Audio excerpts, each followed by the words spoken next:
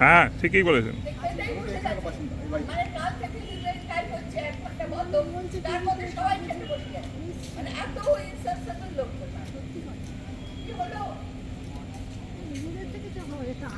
এই দোকানে করে দিয়েছে, এরা করেছে। আরো লোকজন পাওয়া সঙ্গে পেয়েছি, ওনাকে একমাত্র পেলাম।